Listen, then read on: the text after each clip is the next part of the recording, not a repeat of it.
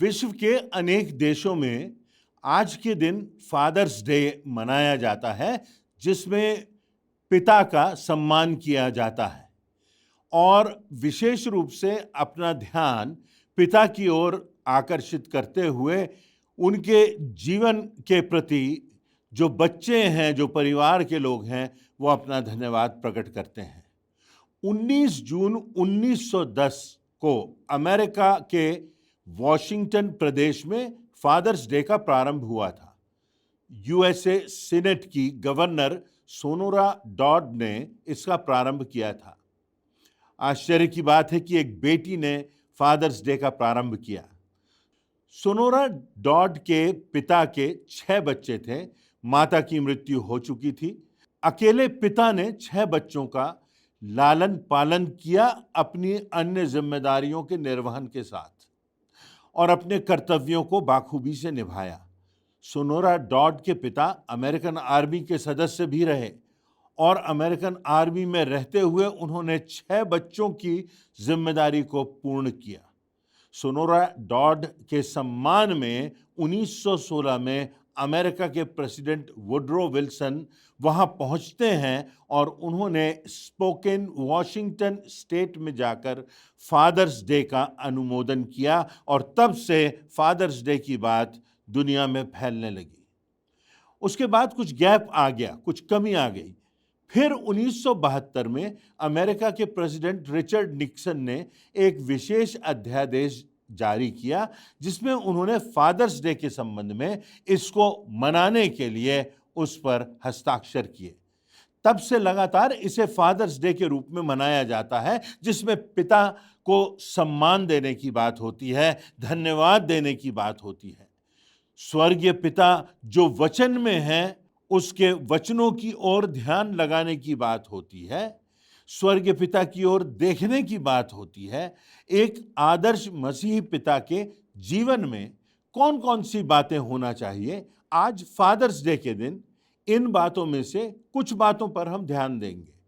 सबसे पहली और प्राथमिक बात यह है कि पिता के जीवन में स्वर्गीय पिता का अर्थात परमेश्वर यहोवा का प्रथम स्थान होना चाहिए। मत्ती रचित सुसमाचार उसके 22वें अध्याय की 37वीं आयत में लिखा है, उसने उससे कहा, तू परमेश्वर अपने प्रभु से अपने सारे मन और अपने सारे प्राण और अपनी सारी बुद्धि के साथ प्रेम रख। परमेश्वर का आदर करना है, सम्मान करना है, उसे प्राथमिकता देना है। परिवार के सदस्यों में यह बात स्पष्ट होना चाहिए। पिता के जीवन में यह बात दिखाई देना चाहिए कि उसके जीवन में खराई है, ईमानदारी है, पारदर्शिता है, अकाउंटेबिलिटी है। वह पिता जो परमेश्वर के निर्देशों के अनुसार परिवार का संचालन करता है। परमेश्वर पिता की प्राथमिकता पिता के जीवन में, इस संसार में हमारे पिता के जीवन में प्रमुख बात है। दूसरी बात, पिता के जीवन में कहीं दोहरापन नहीं होना चाहिए, हिपोक्रेसी नहीं होना चाहिए। बच्चों की प्रमुख पाठशाला उनका परिवार होता है, घर होता है, वहीं सबसे अधिक समय उनका बीतता है, वहीं उनमें संस्कार हस्तांतरित किए जाते हैं, वहीं उनके जीवन की आधारशिला रखी जाती है और माता पिता का इसमें प्रमुख कार्य होता है, उनकी अहम भूमिका होती है। पिता के जीवन में कपट नहीं होना चाहिए और कपट का अर्थ यह है कि जो पिता कहता है वह करे, उसमें समानता हो, यह आवश्यक है। याकूब की पुस्तक के 5वें अध्याय की 12वीं आयत के दूसरे भाग में लिखा है, पर तुम्हारी बातचीत हाँ की हाँ और नहीं की नहीं हो कि तुम दंड के योग्य ना ठहरो। अर्थात यदि हम जो बात कह रहे हैं उसे हमें पूरा करना है। अगर हम अपने बच्चे से कुछ कह रहे हैं और उस बच्चे से जो हमने कहा है उसको हम पूरा नहीं कर पाते, तो बच्चे का विश्वास डगमगाता है। किसी भी व्यक्ति के जीवन में जो इंटेग्रिटी की बात होती है, खराई की बात होती है, उनमें ये 2 ही बातें आवश्यक होती हैं कथनी और करने की। अगर व्यक्ति जो कहता है वह करता है और जो करता है वही कहता है, ऐसा व्यक्ति विश्वास योग्य होता है। तो वो जो इंटेग्रिटी की बात है, खराई की बात है, हाँ की हाँ और ना की ना, वो बात प्रमुख है। याकूब की पुस्तक उसके 3 अध्याय की 10वीं से 12वीं आयतों में लिखा हुआ है, एक ही मुंह से धन्यवाद और श्राप दोनों निकलते हैं। हे मेरे भाइयों, ऐसा नहीं होना चाहिए। क्या सोते के एक ही मुंह से मीठा और खारा जल दोनों निकलते हैं? हे मेरे भाइयों, क्या अंजीर के पेड़ में जैतून या दाख की लता में अंजीर लग सकते हैं? वैसे ही खारे सोते से मीठा पानी नहीं निकल सकता। यह वचन में लिखा हुआ है। मनोवैज्ञानिकों का कहना है कि पिता का जो जीवन होता है बच्चों के लिए, वह परमेश्वर पिता का रिफ्लेक्शन होता है। उस पिता के जीवन की खराई में, उस पिता के जीवन के आदर्श में उनको परमेश्वर पिता की झलक दिखाई देना चाहिए। यदि पिता के जीवन में वो प्रेम, वो खराई, वो क्षमा की भावना है, तो बच्चों का ईश्वर पर विश्वास मजबूत होता है। यदि पिता जो बच्चों से अपेक्षा करे पर स्वयं वैसा जीवन ना जिए, तो बच्चों के हृदय में छल, कपट, घृणा, क्रोध, जलन आदि दुर्भावनाओं का जन्म यहीं से होता है। ये बहुत प्रमुख बात है, इस पर हमें बहुत ध्यान देना है। यहाँ पर हम बाइबल में इसहाक का उदाहरण देखते हैं। इब्राहिम इसहाक का पिता है और परमेश्वर के आदेश के अनुसार पिता अपने बेटे को बलिदान करने के लिए ले जाता है। और जब वो परमेश्वर की आज्ञा के अनुसार इकलौते बेटे को बलिदान करने के लिए ले जाता है, तो निश्चित रूप से उसके मन में पीड़ा होगी, उसके मस्तिष्क में कुछ प्रश्न होंगे, उसे परमेश्वर का आदेश समझ में नहीं आ रहा होगा। परंतु यहां उसके विश्वास की परख की बात थी। इब्राहिम ने परमेश्वर पर संपूर्णता से विश्वास किया और जैसा परमेश्वर ने कहा उसने उसकी आज्ञा मानी, और परमेश्वर ने अंतिम क्षण में इब्राहिम को अपने पुत्र का बलिदान करने से रोक दिया। उस दिन इसहाक ने देख लिया कि उसके पिता के जीवन में परमेश्वर पिता की प्राथमिकता है। परमेश्वर के आदेश के पालन करने की प्रमुखता है। उसके पिता के जीवन में कोई दोहरापन नहीं है, छल कपट नहीं है, और उसका पिता सबसे बढ़कर, यहां तक कि अपने बेटे से भी बढ़कर, अपने स्वर्गीय पिता से प्रेम रखता है। क्या आज हमारे बच्चे या हमारी पत्नी यह कह सकती है, हम जो पिता हैं, हमारे जीवन में खराई है, ईमानदारी है, दोहरापन नहीं है, पारदर्शिता है, कथनी और करनी में अंतर नहीं है? क्या ऐसा हमारे परिवार के लोग कह सकते हैं? तो इस बात पर भी हमें ध्यान देना है कि हमारे जीवन में हिपोक्रेसी का कोई स्थान ना हो, हमारे जीवन में कथनी और करनी में अंतर ना हो। यदि हमने बच्चे से कोई वादा किया है तो उस वादे को हम निभाएं और उसको पूरा करें। तीसरी बात हम देखेंगे, परिवार में पिता अपने बच्चों को सर्वोत्कृष्ट भेंट यह दे सकता है कि बच्चों को इस बात की निश्चितता हो कि उनका पिता उनकी मां से सच्चाई से प्रेम करता है। वचन में इसका उत्कृष्ट उदाहरण है। लिखा हुआ है इफिसियों की पत्री उसका 5वां अध्याय उसकी 25वीं आयत में, हे पतियों, अपनी अपनी पत्नी से प्रेम रखो, जैसा मसीह ने भी कलीसिया से प्रेम करके अपने आप को उसके लिए दे दिया। प्रभु यीशु मसीह ने कलीसिया से इस हद तक प्रेम किया कि उसने अपने आप को, अपने जीवन को कलीसिया के लिए बलिदान कर दिया। और तब इसी आधार पर कलीसिया की स्थापना हुई। क्या हम जो पिता हैं या जो दादा या नाना हैं अपनी पत्नी के प्रति सहनशीलता का व्यवहार करते हैं? क्या हमारे और हमारी पत्नी के बीच में बच्चे हमारे इस प्रेम को देख सकते हैं? ये परमेश्वर का आदेश है कि पति पत्नी से प्रेम करे और पत्नी पति की आज्ञा को माने। इन सब बातों का आधार प्रेम है। इस रिश्ते का आधार प्रेम है, परिवार का आधार प्रेम है, माता पिता का बच्चों से जो संबंध है इसका आधार प्रेम है। बाइबल में हमें प्रेम का अर्थ मिलता है। पहला कुरिन्थियों उसके 13वें अध्याय में लिखा हुआ है, प्रेम सब बातें सह लेता है। क्या हम सब बातें सह लेते हैं? प्रेम सब बातों की प्रतीति करता है, सब बातों में धीरज धरता है। क्या हमारी जिंदगी में वो धैर्य पाया जाता है? प्रेम अभद्र व्यवहार नहीं करता।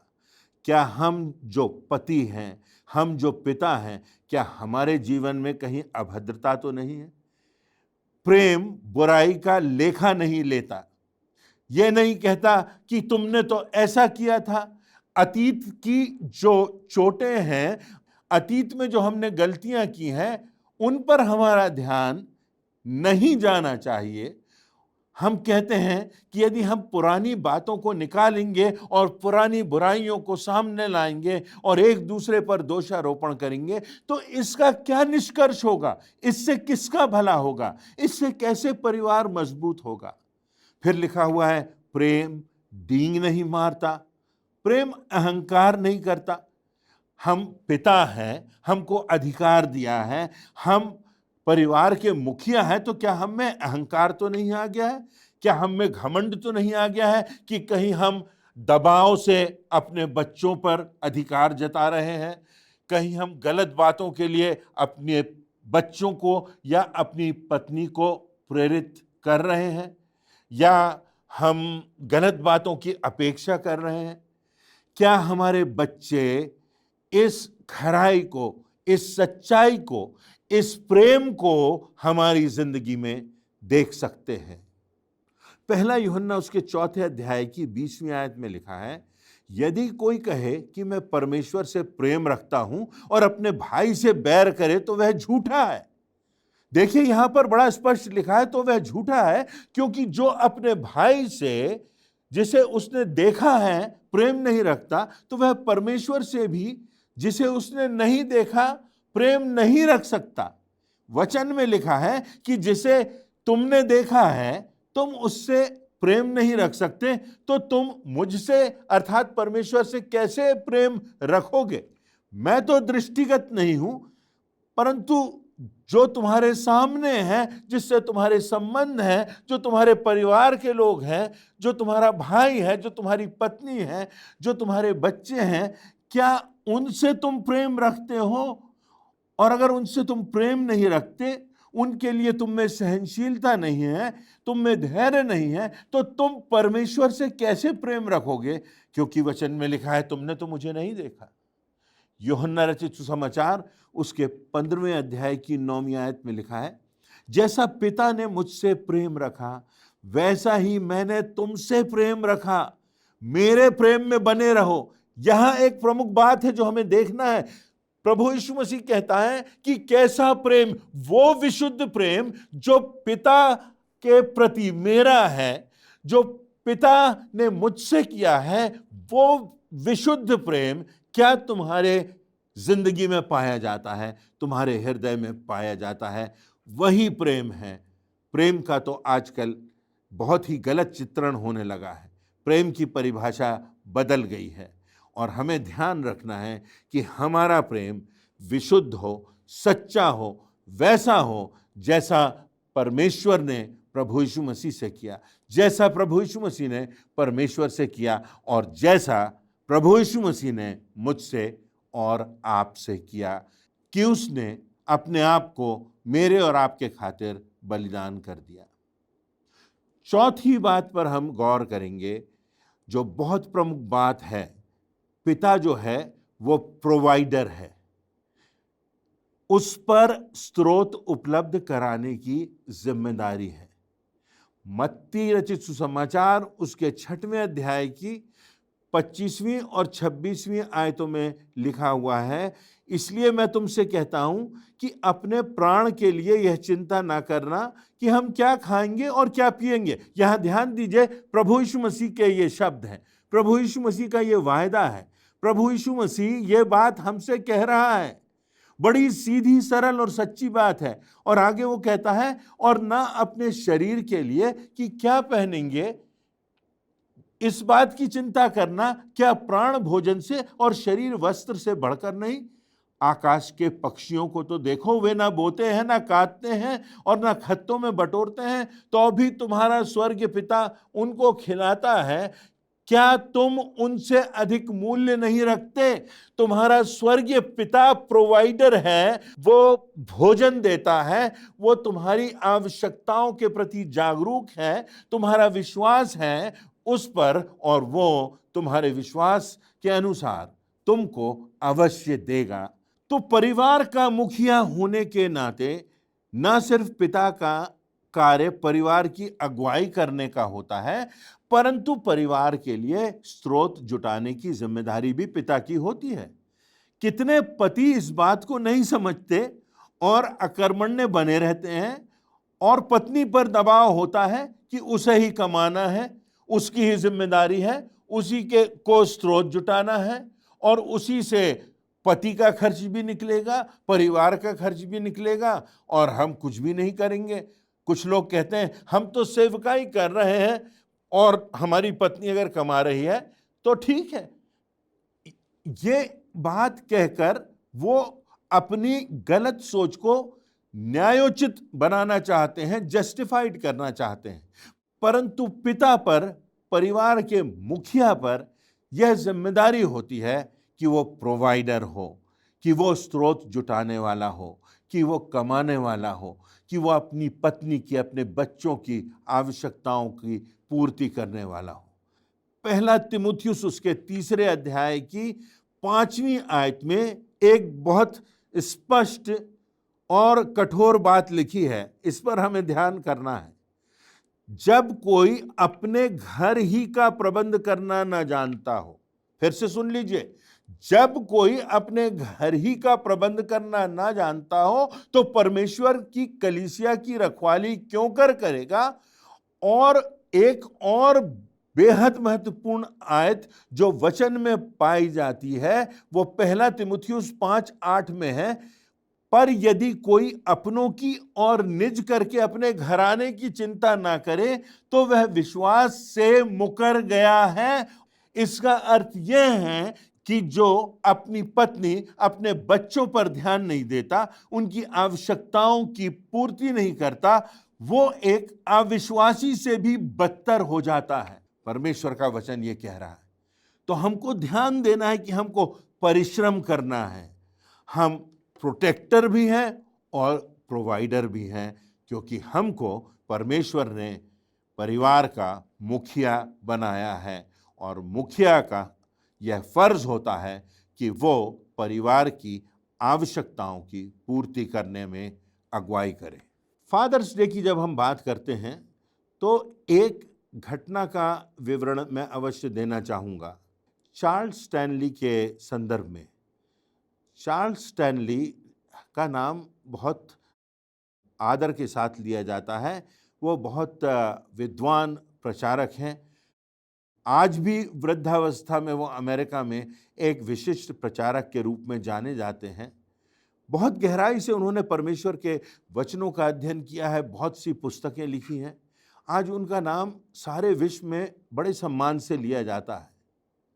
वो अपनी जिंदगी की एक घटना बताते हैं। वो बताते हैं कि उनके पिता की मृत्यु जब वो 9 माह के थे तब हो गई थी। कठिन परिस्थितियों में उनका लालन पालन हुआ। 9 माह की उम्र में पिता का चला जाना, लगभग बिना पिता के उनकी जिंदगी बीती, और उस पिता के प्रेम का, उस पिता के अपनत्व का, उस पिता के अधिकार का, उस पिता के आलिंगन का उन्होंने कभी अपनी जिंदगी में एहसास नहीं किया। और जब वो अपनी मिनिस्ट्री में पहुंचते हैं, तब बहुत वर्षों के बाद उनके जीवन में एक बड़ा खालीपन आ जाता है और उससे उनका हृदय टूटने लगता है। सब कुछ अच्छा चल रहा है, मिनिस्ट्री अच्छी चल रही है, कलीसिया बढ़ रही है, सब अच्छा चल रहा है, वचन का प्रचार हो रहा है, परंतु भीतर एक खालीपन भरा हुआ है, एक पीड़ा का अनुभव वो कर रहे हैं। और तब वो अपने 4 निकटतम मित्रों को फोन करके कहते हैं कि मैं आप सबसे मिलना चाहता हूं। वो चारों मित्र उनसे बहुत प्रेम रखते थे और वो मित्र यात्रा करके एक स्थान पर पहुंचते हैं जहां डॉक्टर चार्ल्स स्टैनली से वो मिलते हैं। और वो उस स्थान पर अपने मित्रों से कहते हैं कि बस मुझको अपने दिल की बहुत सी बातें शेयर करने दो, मेरे अंतर्मन से जो पीड़ा है उसको मैं व्यक्त करना चाहता हूं। मेरा दिल भरा हुआ है और मैं नहीं जानता कि क्यों मैं इस पीड़ा से गुजर रहा हूं।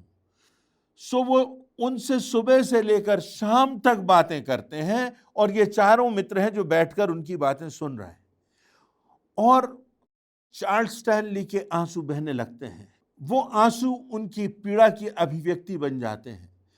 फिर वो खामोश हो जाते हैं। दूसरा दिन आता है, फिर बहुत सी अंतरंग बातें होती हैं, भावनात्मक वातावरण बन जाता है, बहुत आंसू बहते हैं। चार्ल्स स्टैनली अपनी वेदना को प्रकट करते हैं।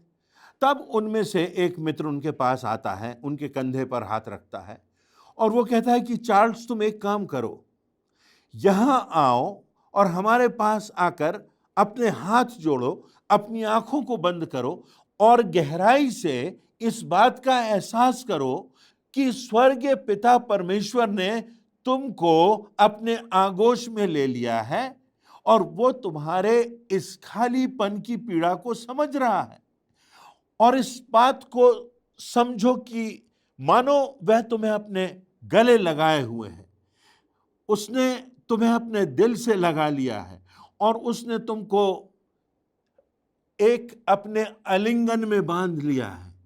और वो चाहता है कि उसके प्रेम का, उसके गहन और असीम प्रेम का एहसास, उस बात को महसूस तुम कर सको। और तब डॉक्टर चार्ल्स स्टैनली ने लिखा है कि वो रोने लगते हैं, आंसू बहने लगते हैं और उस अनुभव से गुजरते हुए, खामोशी के उस प्रार्थना के पलों से गुजरते हुए, उनको परमेश्वर पिता के अगाध प्रेम का अनुभव होता है, एक अंतरंग अनुभव होता है, एक भावनात्मक अनुभव होता है।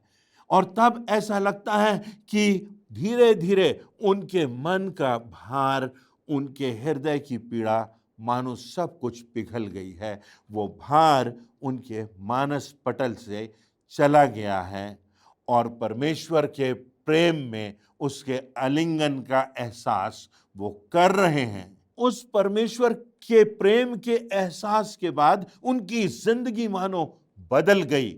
उनकी जिंदगी फिर एक नए उत्साह से बदल गई। वो खालीपन चला गया और उनको इस बात का एहसास हो गया कि मेरा स्वर्गीय पिता जीवित है, मेरा स्वर्गीय पिता मुझसे इतना प्रेम करता है, मेरे स्वर्गीय पिता ने मुझको अपनी बाहों में ले लिया है, अपने हाथों से उठा करके मेरा आलिंगन किया है। हमारे लिए यह बात जानना जरूरी है कि हमारा स्वर्गीय पिता हमारे सांसारिक पिता से कहीं बढ़कर है, जिसने हमें जिंदगी दी है, जिसने हमको आगे बढ़ाया है, जिसने कितनी बार हमको चंगाई दी है, जिसने हमको उठाया है, जिसने हमको गले से लगाया है।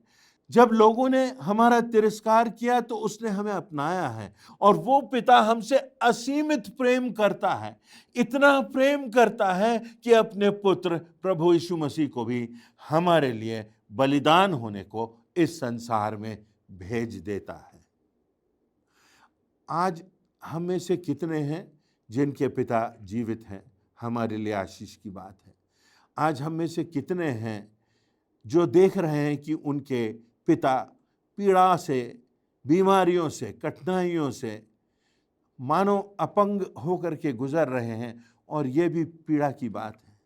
हम में से कितने हैं जिन्होंने अपने पिता को अल्पायु में खो दिया है, परंतु हम इस बात को जानें कि हमारा स्वर्गीय पिता आज हमसे कह रहा है कि मैं तुम्हारे साथ हूं, मैं तुम्हारे दाहिने हाथ से भी नजदीक हूं, मैं तुम्हारे हृदय में निवास करता हूं, मेरा प्रेम तुम्हारे लिए सदैव बना हुआ है, मेरे हाथ सदैव तुम्हें सहारा देने के लिए तैयार हैं, मैं तुम्हें अपने आगोश में लेना चाहता हूं, मैं तुम्हारे पापों को क्षमा करना चाहता हूं, मैं तुम्हारी जिंदगी के खालीपन को भरना चाहता हूं, मैं तुम्हें अपने प्रेम का एहसास कराना चाहता हूं, वो स्वर्गीय प्रेम जो एक दिन हम सबों को मिलेगा जब इस संसार से पार होकर हम अपने पिता के घर में पहुंचेंगे, जहां हम स्वर्गीय पिता से साक्षात मिल सकेंगे। तो हमें, जो हम पिता हैं,